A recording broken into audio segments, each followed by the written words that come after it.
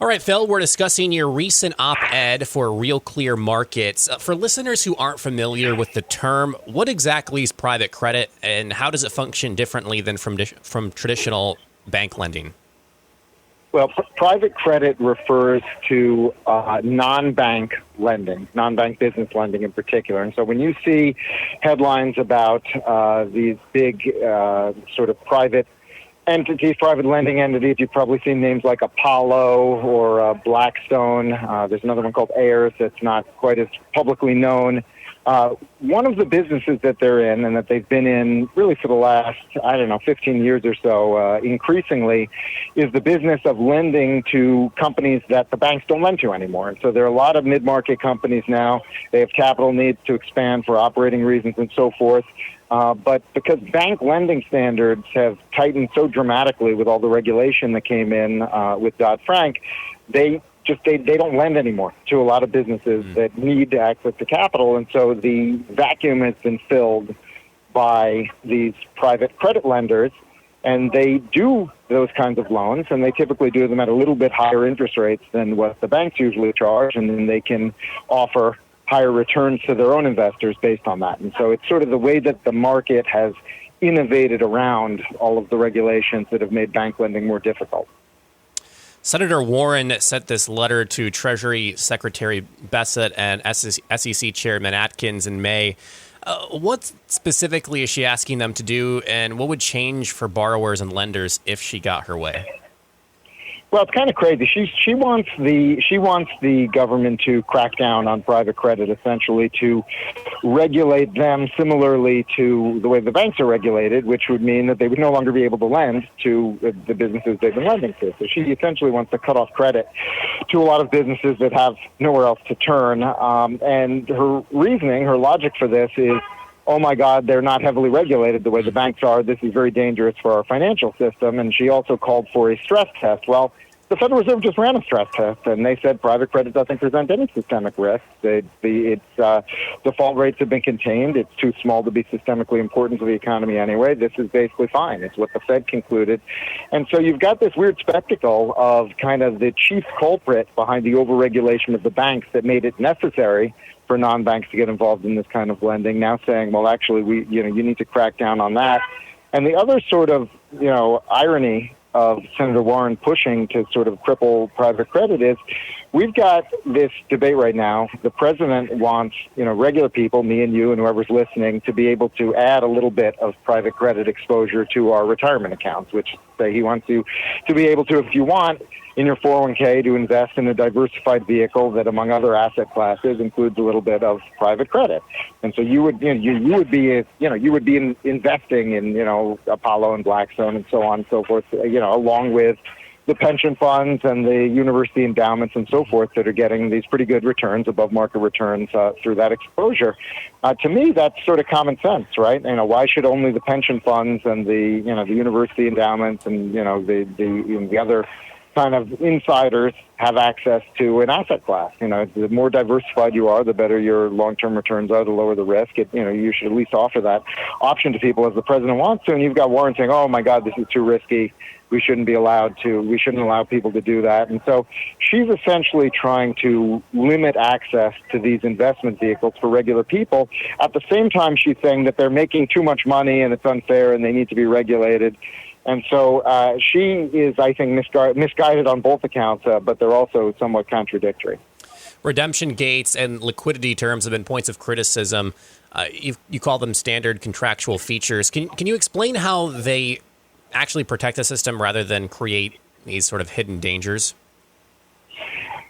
Well, it's the same thing. If you're like a subprime borrower, and you're getting a car loan or a home loan, you have derogatory credit, you're much more likely to have prepayment penalties and other kinds of features that you're not going to see in prime contracts. And we understand why that is, because if you present a greater risk, you've got to offer some compensation for that. You've got to offer more value for that if somebody's going to take that risk on you. It's the same thing.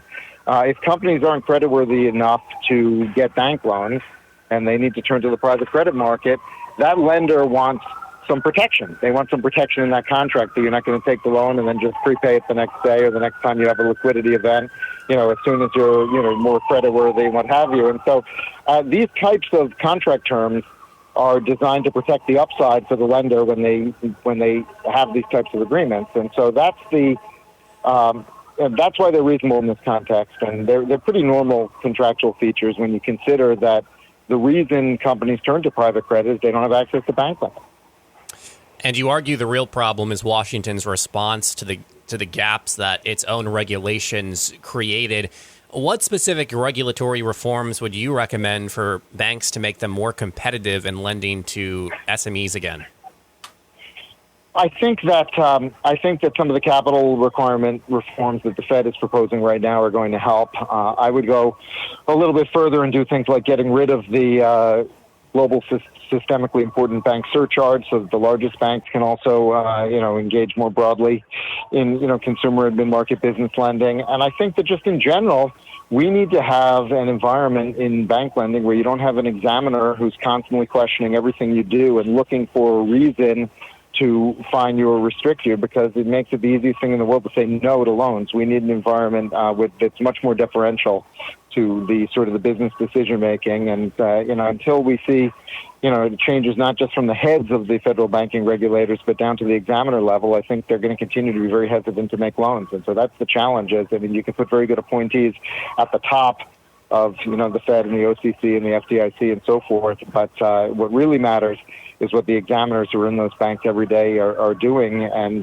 they've been doing far too much of questioning all the small stuff and too little of focusing on the big stuff. And so you see things like what happened with Silicon Valley Bank, where you have a total mismatch between the terms of their, the interest rate terms of their lending and their borrowing. And they had this huge exposure risk and ended up collapsing their bank. And their examiners were busy, looking at specific individual loans and micromanaging the stuff they shouldn't have been doing. So I think that we generally need to go back to the mindset of, letting business logic determine lending activities rather than, examiners, kind of creating a hurdle on almost everything that happens in these banks. In your op-ed, you mentioned, Warren never seen a private financial institution she didn't want to seize control of, very socialistic behavior. And directly in the aftermath of President Trump's election, we've seen Zohran Mamdani get elected, several other self-proclaimed Democratic socialists win primaries against what some would say are more moderate, or maybe better put, establishment Democrats. We're seeing this shift to the left, not only on social issues anymore, but also economically, and it's being embraced by more Democratic voters, it seems. Do you think these Democrat socialists are actually going to start winning general elections? And what kind of effect would that have on our economy as we keep seeing more kind of Elizabeth Warrens pop up? Well, I think it'd be very destructive for the economy and potentially destructive to our whole economic system. I mean, one of the problems we have with people like Elizabeth Warren, and especially with kind of this new crop of out and proud socialists that have been winning elections, is that they don't care if their rules and regulations destroy private industries. They're actually fine with that, because their answer to almost every policy problem is have the government do it through a government program. And so when they start to regulate the financial system, for instance, I mean, I think I saw a press conference a few years ago. I think it was Elizabeth Warren. It might have been Bernie Sanders or AOC or one of the others. But one of them got asked, if we put these rate regulations that you want on lending in, it's going to destroy consumer lending in the private sector. And the Democrat who was asked about it was like, well, that's fine. We're going to do it through the post office. We'll just, we'll do the government will do all the consumer lending. And when your answer to any regulation is so destructive and so stringent that it's going to destroy a business, is that's fine. We'll have the government do it. That's a very short step towards, undermining our whole economic system and trying to recreate something more like, the centrally planned economics of the socialist and communist countries that did not work and can be proven as a theoretical matter not to work. And so I do really worry that we may need to learn some of these hard economic lessons again firsthand before people understand them, and that'll be painful if it happens.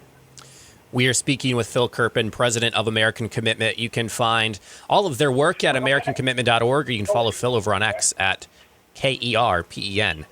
Phil, thank you so much for your time. I appreciate it. Thanks, Nick. Have a good one.